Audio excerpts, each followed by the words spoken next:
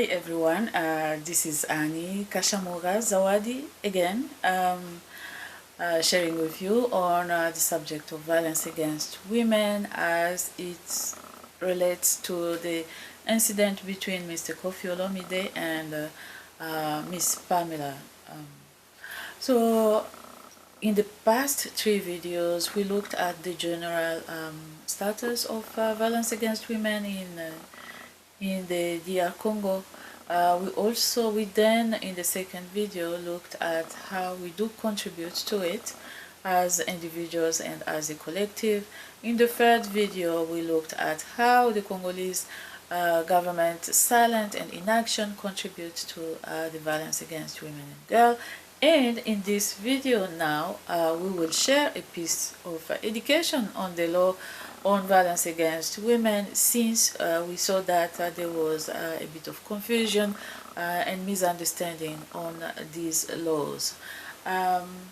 It is true that when analyzing the videos that were posted on this incident, many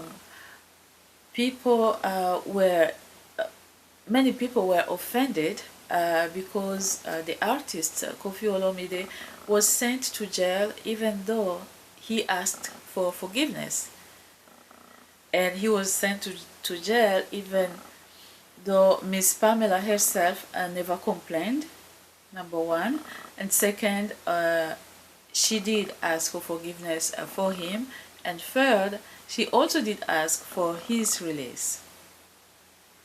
Right, so that was the outcome of many of the posting and comments. I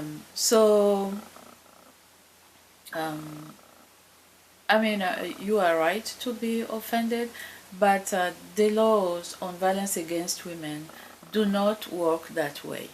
They do not work that way. That's why I thought, okay, it's one thing to condemn, but also you need to make people aware of what the law says, so they can pay more attention, or they just have the knowledge. Knowledge is power. Knowledge will give you the power to act or not act. And so this is what I know about the laws on violence against women, where they do exist.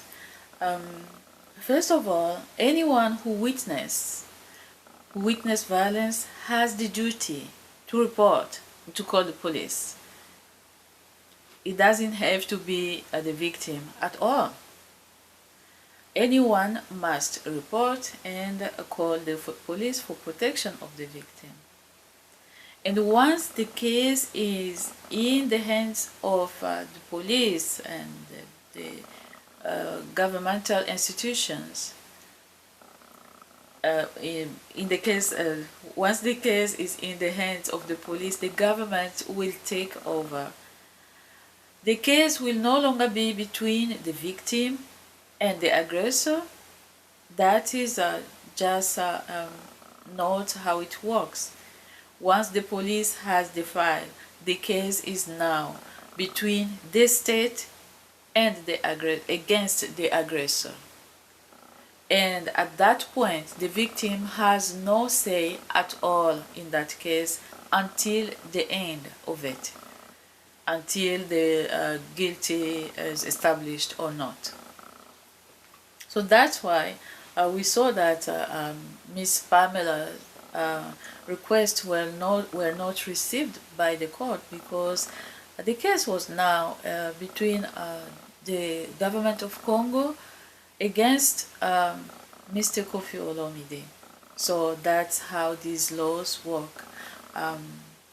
And also still in the same line of thinking, depending on the country where one is, the laws on violence against women and girls will become more and more severe, just because violence kills. It does kill thousands and thousands of people on a daily basis across the globe. So those who enjoy practicing violence against women, I have a piece of advice. Even if you don't want to stop because you respect women, I advise that you stop, because what could happen to you may go beyond humiliation and arrestation, being sent to jail. In fact, beyond being arrested, a case of violence leaves you first with a criminal record that will follow you forever, and in some countries, violence also will impact your ability to work, um, and in some countries, it will limit your freedom of movement. By freedom of movement, I mean, in some countries you won't be able to travel outside, and in some other countries you will not be able to enter those countries if you have committed those type of crimes. So I think it's just clear. I mean, the easiest way to deal with this is just to stop practicing violence against women, because sooner rather than later, these laws on violence against women and girls will be harmonized. They will be the same everywhere, and as you know, now we are in the digital era where all informations are shared among countries. So there will not be a place for all these aggressors to hide. So if you commit that crime in a let's say in Congo, don't think that you will go and hide in another country, because the rules will be actually the same, and they will have your information, and so on and so forth. So the easiest way to do this is just to stop practicing violence against women. And if you cannot stop by yourself, just ask for help. There must be some strategies there that you can learn to deal with your own impulses, and to be more using of words than beatings. So that's what I wanted to share with you. Speaking about the law still, I mean, in the videos, some of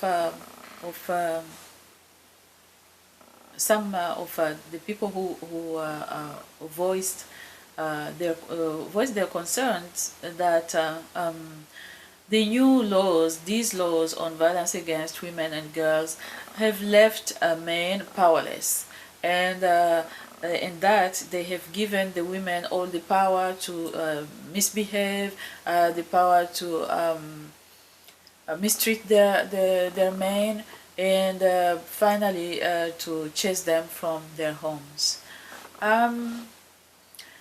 That is not totally true. That is not totally true. Because this is the thing. The legislator is just. The law always tends to be just.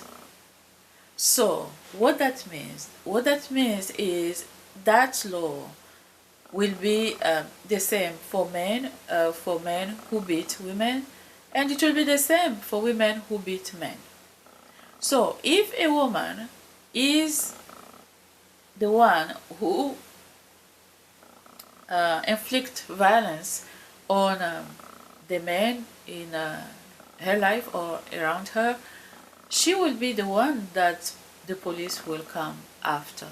She will be the one who to respond to those actions. She will be the one who, because she represents now a danger to the other person or to the family, she will be the one who will be leaving the house and the family house, so the men can stay at peace. So I think there is, and I have seen many women going to custody as well, but the thing is, we don't see much of them, and that was another concern of the people on the internet who posted on the internet. They were saying that women also beat their husbands and their partners, but we only speak for violence against women. It is true, and in our field we acknowledge that some women will beat their partners, but the thing is, like, we cannot compare. There's not even a, like, the ratio is just so uncomparable. You know, like, women, some women beat men, but it's a very, very tiny portion compared to what women go through every day. Every day, thousands and thousands of women die in the hands of men. So that's why it's we put more emphasis on the protection of women, on violence against women and girls. So that's what I had to say. I wanted to make this clear, and to have this piece in the series of video, because I am a mother, I am a sister, you know, and I want people to gain some knowledge, because knowledge is power, you know. And I hope this will help you make better decisions in the future. I hope this removes also the propaganda that is going on right now, trying to make women and the laws that protect them and the workers in our field as the demons. No, that is not true. We, by working for to protect women, we are working for stable families. We are working for stable communities. That is the truth. So I hope you receive well this video, and in our next and last video we will be talking about lessons that we have learned. Thank you so much, and please continue the dialogue. I'll see you soon.